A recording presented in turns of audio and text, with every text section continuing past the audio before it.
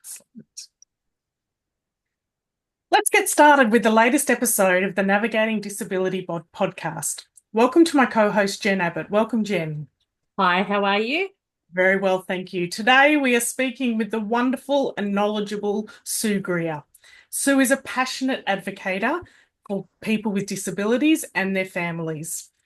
She has lived experience of disability with her son, William. Sue promotes self-directed supports and has assisted William to achieve the ultimate goal of living in his own unit. William utilises his own independent workers, which has given him maximum choice and control of his own life, of course, with the assistance of his family and his network of dedicated people. Sue believes education and awareness are the key factors in the disability sector. Welcome, Sue. Thank you for joining us on today's Navigating Disability podcast. Thanks, Kate. Thanks, Jen. Sue, can you give me a little bit of background? What was your first introduction to disability? So, wow. So it was 1986 when I was 21 and I gave birth to a child with Down syndrome. And that would be the lovely William? Yes. And look, I suppose we were always lucky because I don't like to use the word lucky, but when he was born at the RBH in Brisbane. We had an amazing team of doctors and paediatricians that gave us such a really positive outlook on people with disabilities and especially people with Down syndrome. So, I was 21. I had no idea. Was he the first child? No, he's my second. So, at that stage, I think they said I was one of the youngest in Queensland to ever have a child with Down syndrome at that stage. So leaving hospital. You weren't aware while you were pregnant? No. It literally was, he was born and you got the surprise of your life. Oh, yeah. I had no idea what Down syndrome meant. So, but we were lucky because I think it was 1986, they were closing down the institutions, I believe. So there was a lot of money and a lot of funding out there. So William was included into some sort of program from the age of 3 months.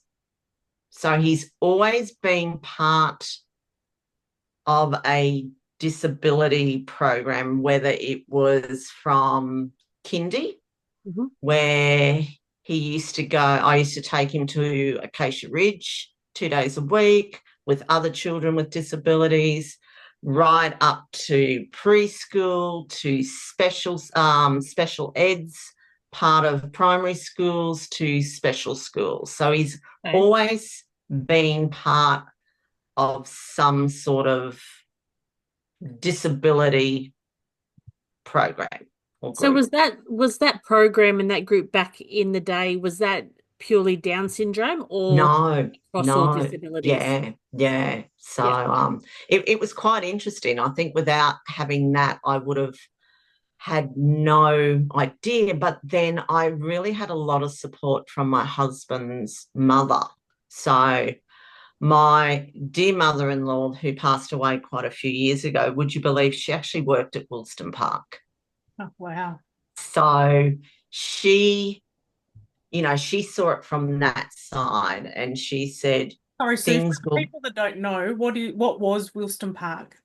Woolston Park was our institution for people with disabilities. So there's a lot of bad history around that. But I think they did what they knew at that stage. It's like we're doing things now in the sector, and in 50 years' time, people will look back at us. Some might be in a negative sort of way. So I know there's so much written and, I've met a lot of people and I support a lot of people myself that were part of that Woolston Park area and all that. So we had a lot of help with my husband's family. My family, not as much, because they were never exposed to it. It was the unknown that scares people. Yeah. Yeah. And look, we've been lucky. William's never really had any health problems. No heart defects or anything like that. So he's been fairly healthy. But yeah, so that was my introduction to disability at the age of 21. But when we moved to Redcliffe, I went to TAFE, and I actually did my Certificate 3 in disability when he was in his teens. So then I started working in the industry as well. So I worked with some big providers. I ended up looking over homes and day services and was an operations manager. And then we went to Tassie and was introduced to the NDIS down there. So how did you react to the news of having a Down syndrome baby? I think being 21, I was shocked because I didn't know what Down syndrome was, because all those years ago, you had the word mongoloid, because that's what it was. So,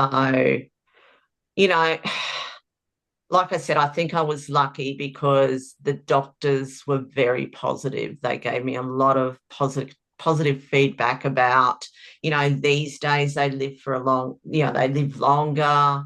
There's so much out there. And that's really interesting feedback, because I've got a girlfriend with he's probably 10 now, Down syndrome child. And, she found out during the pregnancy, and she was actually, I'm going to say, encouraged to abort the child. And that was only 10 years ago. Yeah. And she is a bit like you, an absolute advocate, and this kid is phenomenal. He is amazing. He's got so much potential, and he's reaching that potential.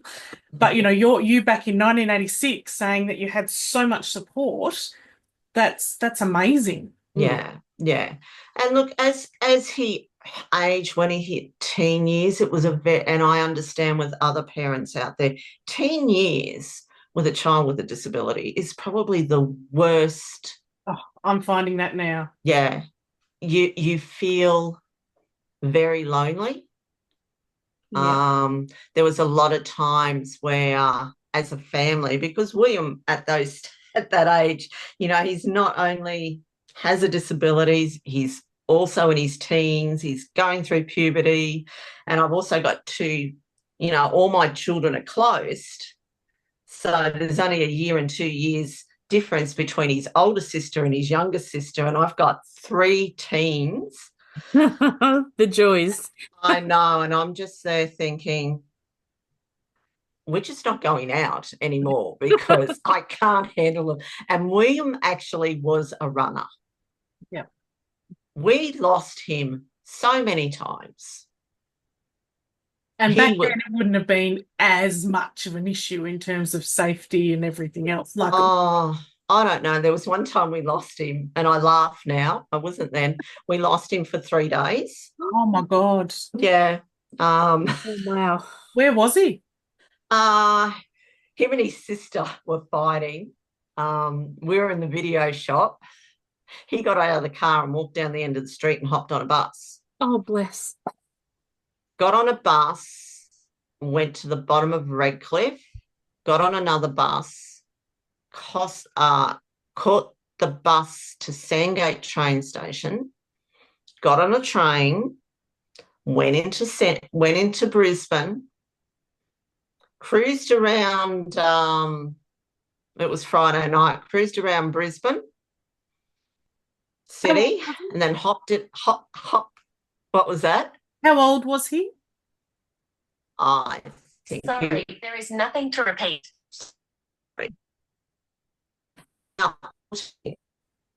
Oh, Kate's frozen, I think. No, I'm not. I think Sue's frozen. Yeah.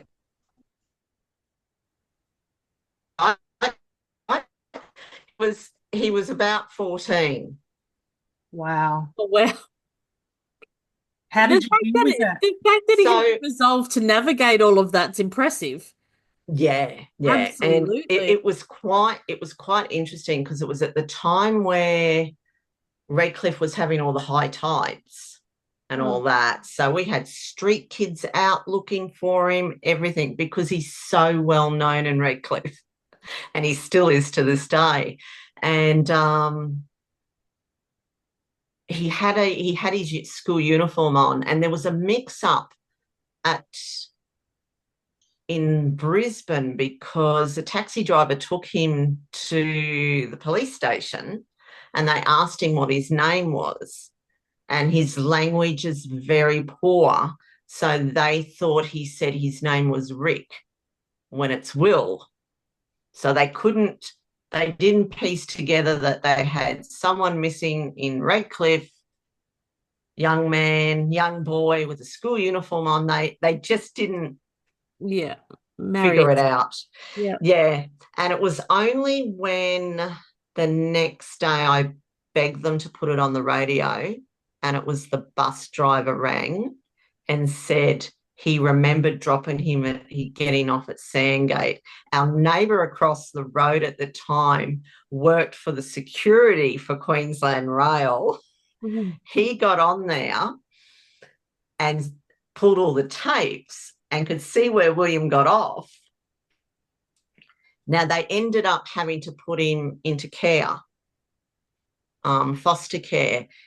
The funny thing about that too is my sister-in-law was a bank manager at this time at a small bank at Stafford. So she'd spent all night out helping us trying to locate him. She went to work. She rang her boss. It was fairly quiet.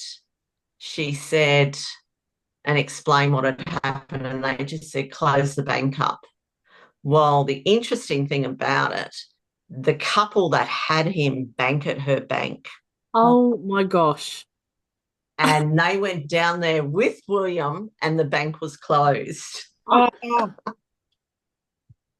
That's a But lot we of ended up getting him back. A lot of sliding door moments right there. Doors, yeah.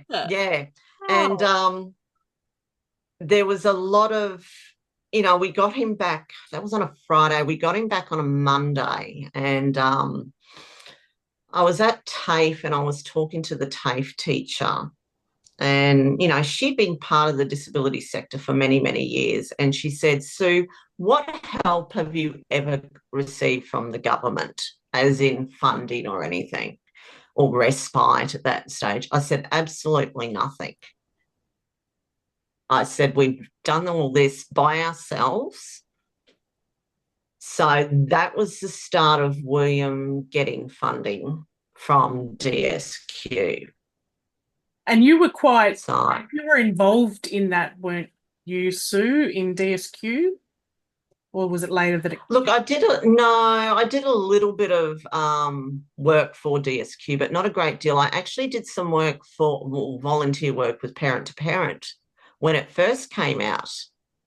So I was part of the original families all those years ago with Parent to Parent before they became a registered provider and all that, when it was just parents getting together. Tell us about William. You've told us some great stories, and I can see that he's, I would say, a force to be reckoned with.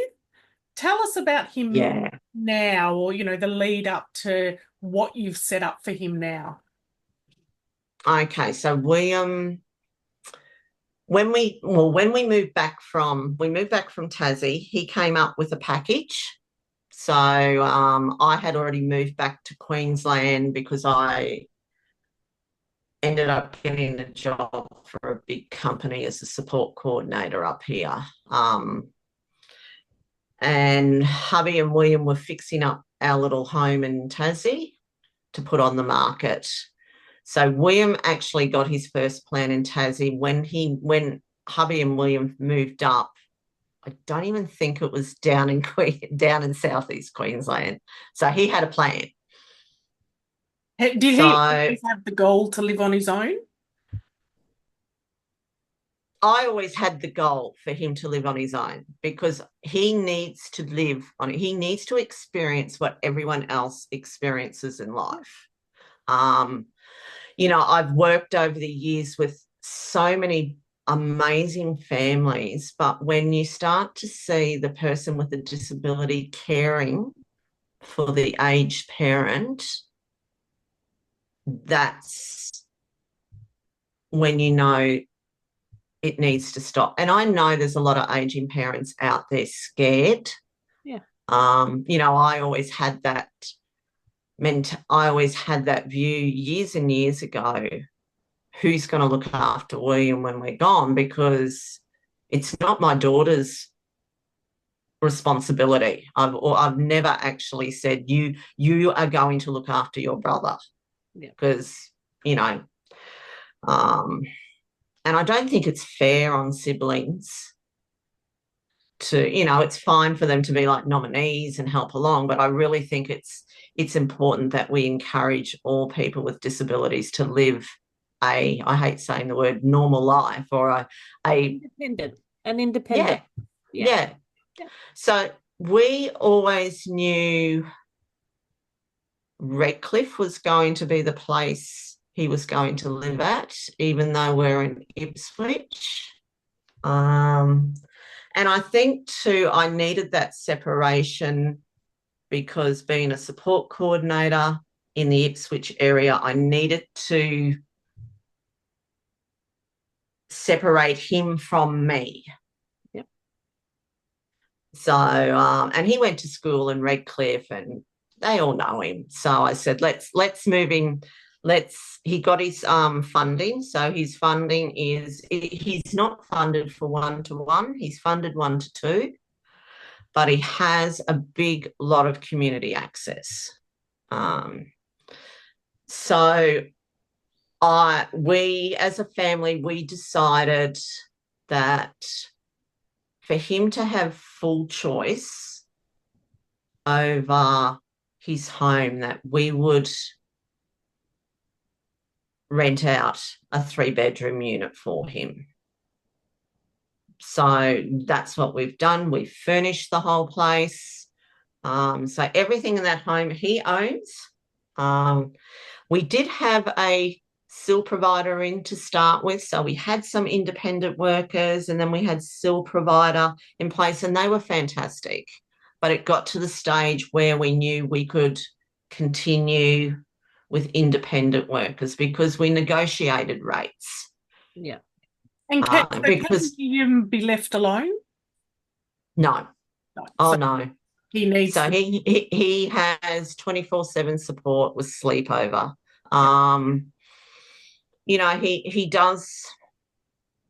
He has, I'm not going to say he has behaviours because I hate that word, but he has really bad anxiety over things like storms and ambulances, and when there's a siren, he's on the phone to us. He can ring us 5-6 times a day over sirens, or if the power goes off or anything like that. So he's got not a great deal of safety awareness. He doesn't use public transport because of his anxiety. We've provided them with enough evidence around that. Yet at 14, he can go and catch trains and buses and everything else. Wow. I know. I mean, he lives a good life. And what I found when we had the SIL provider in at night time, he was in his pajamas and that was it. Where, you've got a 30-year-old. I know what most 30-year-olds want to do. And now if William wants to go out, they take him out. There's none of this, oh, well, that sits under SIL and that sits under CAS. So he has an amazing team. He has an amazing team of 5 independent workers, and we've got a spare one I shouldn't say spare, but we do have a casual one that will fill in sometimes. And is that something, Sue, that you need to manage? We have Basically.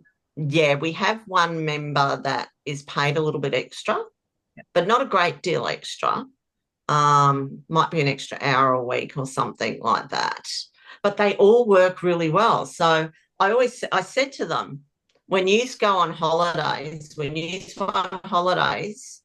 you need to work it out yourselves. I'm not doing it. Yeah. And they do. That's such they're just such. That's beautiful. Yeah. Yeah. If you're sick, but there are times where, like Sarah, my eldest daughter, she lives in Redcliffe, William lives at Scarborough. Sometimes there might be an issue and she'll just say, I'll drop him up to our office and he'll hang out with the girls up there till one of the staff turn up, and he loves it. Yeah. You're in such a great position, though, to have so much care and scaffolding for him that it's like a little family unit of care that genuinely look out for him. Yeah, and I think too, because he's so well known in Redcliffe, that's the thing. There was one day a couple of years ago we ended up trialing a new support worker, and William loves swimming. So the whole idea of going swimming, the support worker hops in the pool with him. That's common sense. But he can swim. There's nothing wrong with it. But the whole idea is, support workers should be in the pool with them and doing all that. And I had one of the parents ring me and say to me, I've just left the pool and I've just seen this support worker sitting up in the grandstand on her phone while William's in the pool. Did you know about that? And I said, no. So we got rid of her that day. Absolutely. So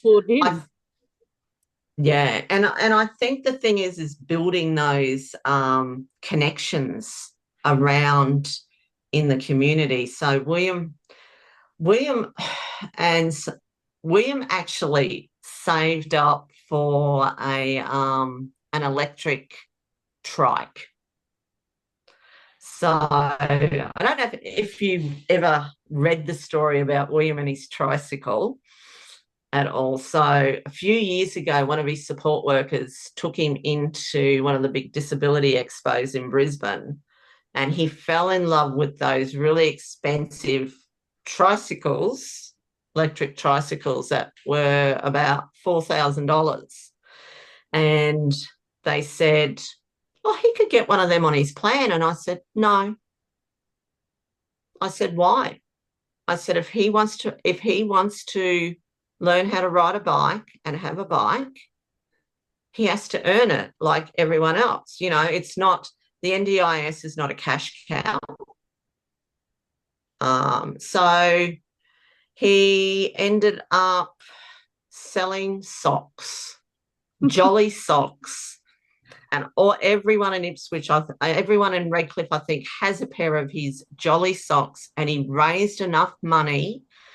I think he raised enough money for about $3,500, and the company sold it to him at cost price. Oh, look, that's phenomenal. That's such a great story. Yeah. So we're not, as a family, we value the funding that William has. We don't take advantage of it. Yep. I'm very strict on what it's spent for. It's spent on his supports.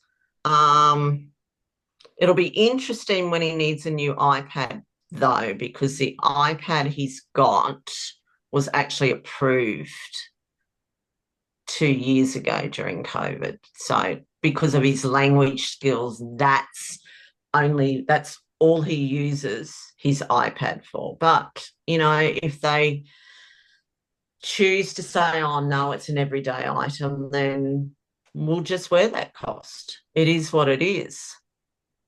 Yeah. Can So, you- oh, sorry, Kate, you go. there's a lot of people out there that would probably feel stuck in their current life and as though their disability is holding them back. What would you say to those people?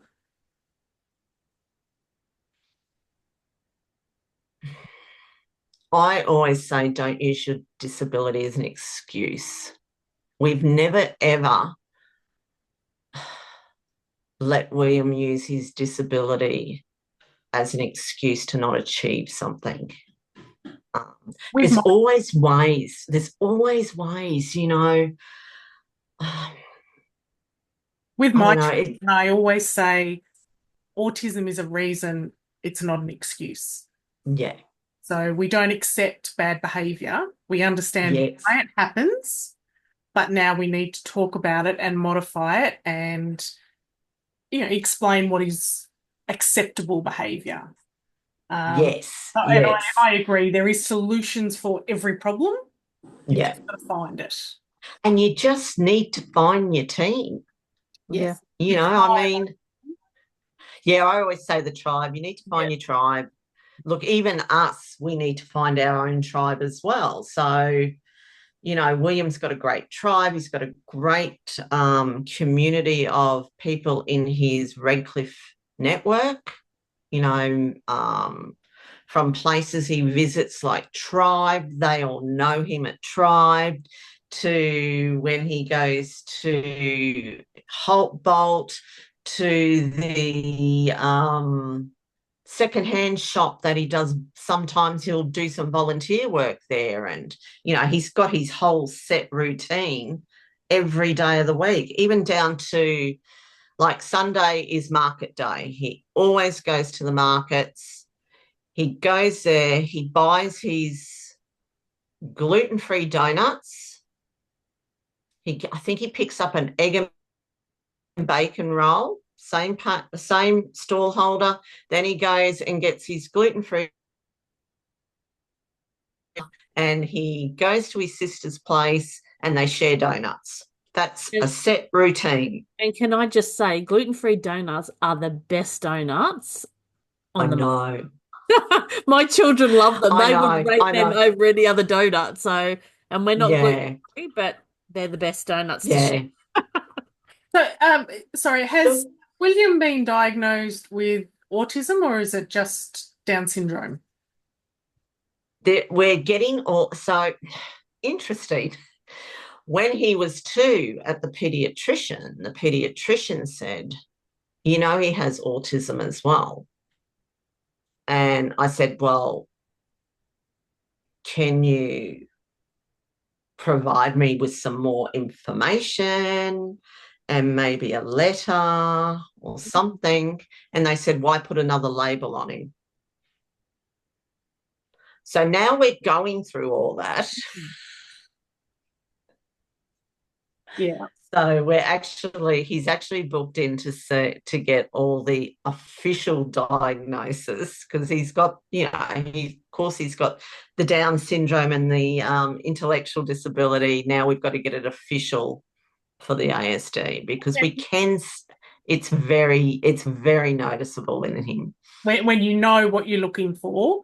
I agree. A label doesn't change who he is. He's still William. No.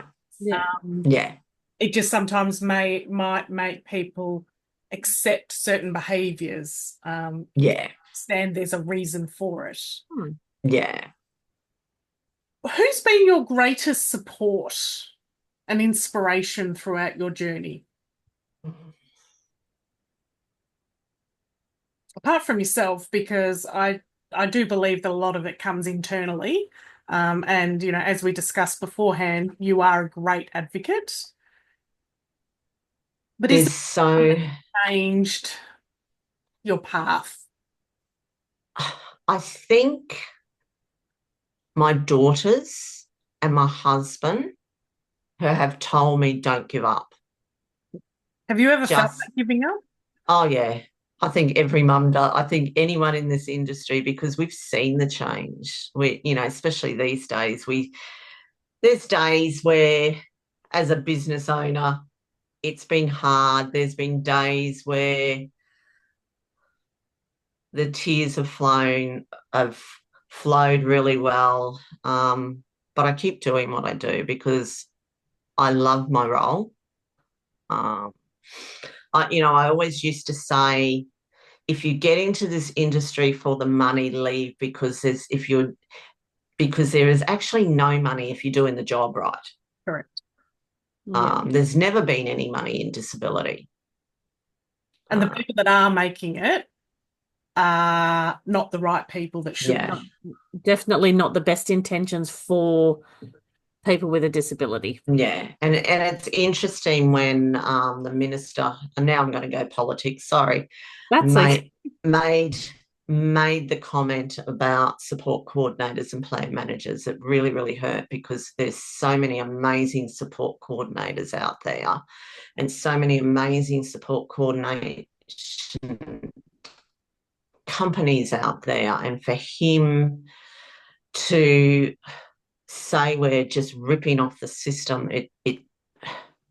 it makes my blood boil, because I don't have any mansions, I don't have any flash cars. At the moment, there's no money. I don't get paid massive amount of money. I pay myself a wage, just like I pay all my other staff a wage. Yeah. With the overheads we have with work cover and Q leave and all that, it all chews up, but we get there. It's just disappointing that he really gave us such a bad name. But it's all a deflection. It's all smoke and mirrors, I say. It's all to deflect the real issues out there. And as you said, if you're in it for the right reasons, that's why we're all still sitting here.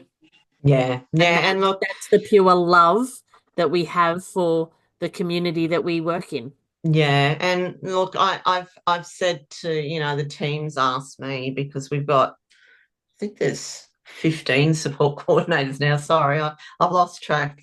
But I've sort of said last year, because we saw a lot of support coordination companies close, and we took on a lot of those participants that had no support coordinators anymore. And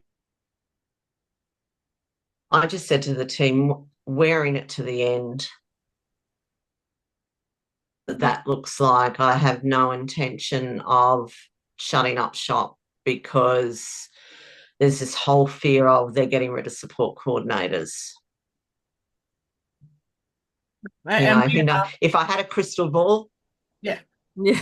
We are very similar, Sue. And I certainly know that if I didn't support of Jen, I probably would have shut up shop long ago, because a bit like you, I don't do it for the money. I'm here because I want to change people's lives.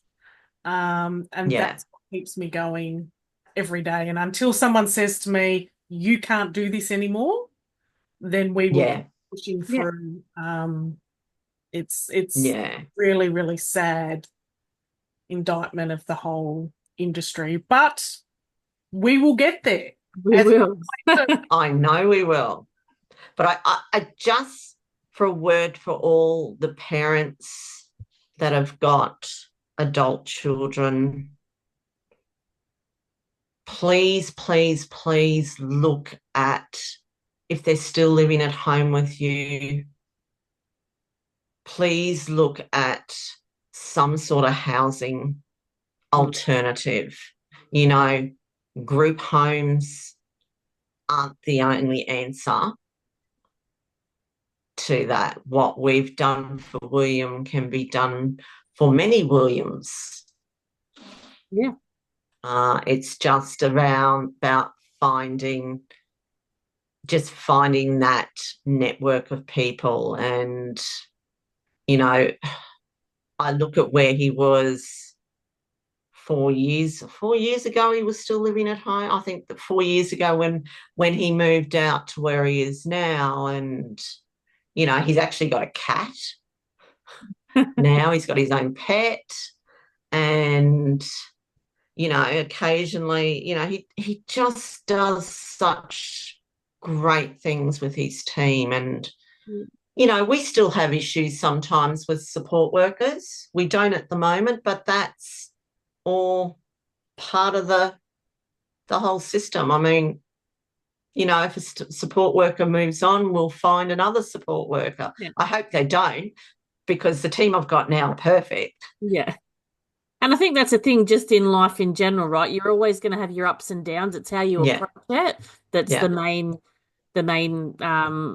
course. But I think hoping that this podcast is able to help people in the community, as you said, if you're parents of an older child with a disability, and being able to listen to these podcasts and actually know that there are other people out there that have the experience, and there is that wealth of knowledge out there, but it's just so untapped because of I think it's apprehension of families and just being downright scared of the future for children. So they just hold on to what they have at the time and just kind of live in the moment. But I think with your words and your experience with William, I think that's going to be a great avenue for people to listen and just take stock of their own situation. So thank you so much for sharing that. No, you're welcome. And Sue, would you mind expanding? And please, I don't want to get too personal, so I'm not asking for absolutely anything personal. What have you set up for William for the future? So what is William's future when you and your husband are no longer here? Because there's not that, because what I hear is when you say you've set him up in a 3-bedroom apartment, that's absolutely amazing, and I would do that for my children. But there's a lot of people that would sit there and say, I can't afford that. I can't afford the rent. Oh, he pays the rent. He pays the rent. So he budgets. Well, we budget. Yep. He pays the rent. I help him out with his phone. That's it. But he pays his rent from his pension, so I don't put any money in to his rent. And does that cover that? Yes. Okay, excellent. He has a certain amount, just like us. He has a certain amount for food, and has money for outings and all that. But he budgets, and his team budget him well. Just so people are also aware, he also has private healthcare, just a bottom one, but it's there. It's there. Yep. So he doesn't have, he's not rolling in money, but he's got a little bit of savings for emergencies, but he does a lot of free stuff as well. And he works within his means, right? Like all of us, we work within what we have. Yeah. And he's learnt, and he has the people around him to support that. Yeah. And look, he's a little entrepreneur, isn't he? Selling his socks to get an item that he wanted to purchase. So it's like a little 7-year-old doing their little lemonade stand, showing them that you need to work to goals to actually achieve them. So, he's got that instilled in him. So I think he's got a great future ahead. Yeah. Absolutely. But when Bill and I have gone, yes, his sisters will take over that sort of area. Housing, there's always, we are looking at other alternative for housing at the moment. But before I'm not going to expose that yet. But we are looking for an alternative, because we all know rental markets are massive at the moment, and that's why I asked, because it's sometimes very difficult in the current rental market to go out and rent somewhere on your. Yeah. And I mean, we've been pretty lucky with the real estate we've gone through. We've been with them for quite a few years now. So, and it's a lovely little unit he's in. So it's in a, it's in a townhouse. So it's a 3-bedroom unit, and he's got his man cave downstairs,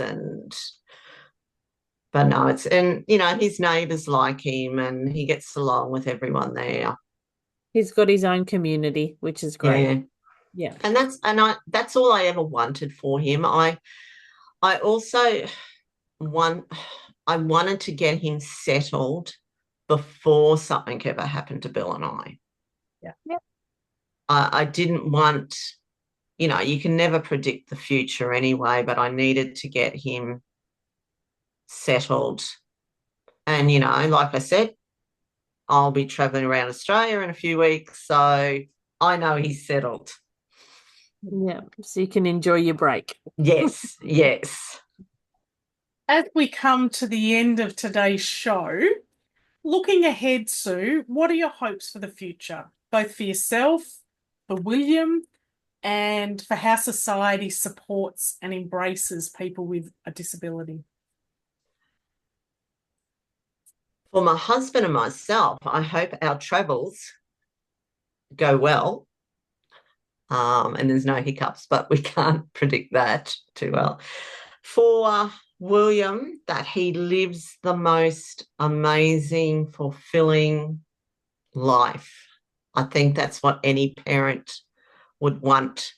And I want him to experience so much. At times he can be stubborn, but, so can I. So that's probably where he got that from. Not we all. But for the disability sector, I want people to stop listening to the crap that the media puts out about us. Yep. Because, oh my God, this whole thing about how much the disability sector is costing the taxpayer. That's so far from the truth. Yeah. Maybe they should start looking at some of these providers that provide equipment on the costs. Even back to the state system, how, all those years ago when you get a report for a wheelchair, it would be a 1-page thing. Well, now the agency expects this massive document. Of course, costs are going to go up. But I believe the agency did this themselves. They put together a price guide that's supposed to be only a guide and has let providers do. Mm-hmm. Some of the providers do what they've done. I don't know about you, Kate, but we continue to report fraud. Absolutely, 100%, every single time. Yep. And never hear anything back. Yep. And you even, from our perspective, you look at the umbrella companies. Yeah. That offer absolutely everything and anything.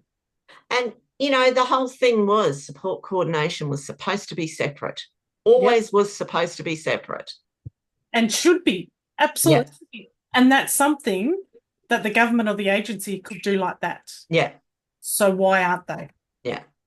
There are a lot of big questions to be asked. I have my answer to that. I have my theory on that. Would you like to share it now, or would you like to do that off? We might do that off the record. Yes.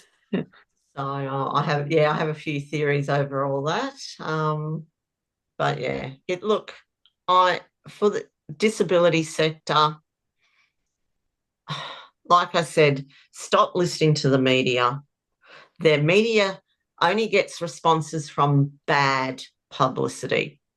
Yep. That's what they focus on. They don't focus on the amazing things that people with disabilities are doing out there. It's all clickbait at the end of the day. Click on this link for the dire situation. Yeah. And there's so many half-truths in it, if any truth at all. Yeah. But people that don't work in this space lap it up. Yeah. Because then there's someone to blame. You know, Yeah. Also coming from the government as well. Mm. Like Yeah. Oh, yeah. coming from the top down. Yeah. yeah. I would like, if I had a crystal ball for the NDIA, I would like the government to spend some funding on training their staff. Oh, wouldn't that be beautiful? You know, I Amazing. spend money on training all my staff. Mm-hmm. You would think that a government department would also do the same. And I do feel for the call centre and the planners and all that sometimes. But, you know, they get no training. And they're baristas off the street. Yeah. They're people with no disability lived experience at all. Yeah. And I'm sure that you're the same, Sue. The difference between a plan of someone who has lived experience with disability compared to someone who doesn't Yeah. are chalk and cheese. Yeah, we're talking $100,000 difference. And that's changing for people. And it's wrong. Oh, yeah. Absolutely wrong. Yeah. I mean, I'm not saying I know the system, but I make sure my son gets what he requires to continue to live where he is. And I will fight for it. Yeah. Yeah. And so will his sister. Yeah. 100% agree. Jen, have you got final questions? No, I don't. I just thank you so much for sharing William's story with us, Sue. It's been one of my most welcome podcasts, I think, because I have such a soft spot. I know a couple of Down syndrome people, and they're the most amazing humans. Yeah, it's he's come a long way. He's my son. He's just amazing what he's managed to achieve. And, you know, at times he's stubborn. Like I said, he gets that from me. But, we always give our children living... the best traits. Always give our kids the best traits. I know. I know.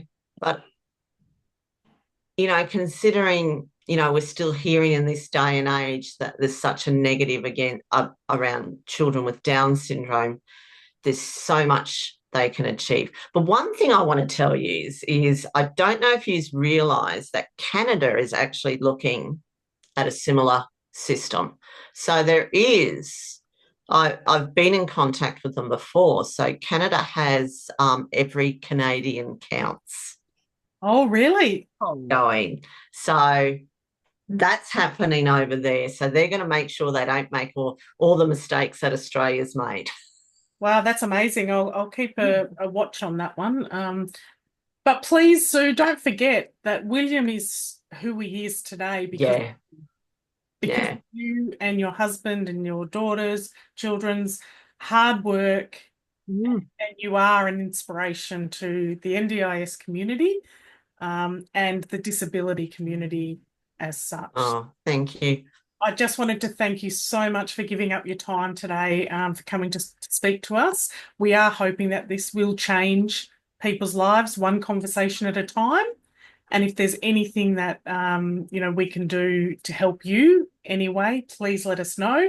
And we'll obviously put all of your details in our social media highlights if people do want to reach out to you and contact you.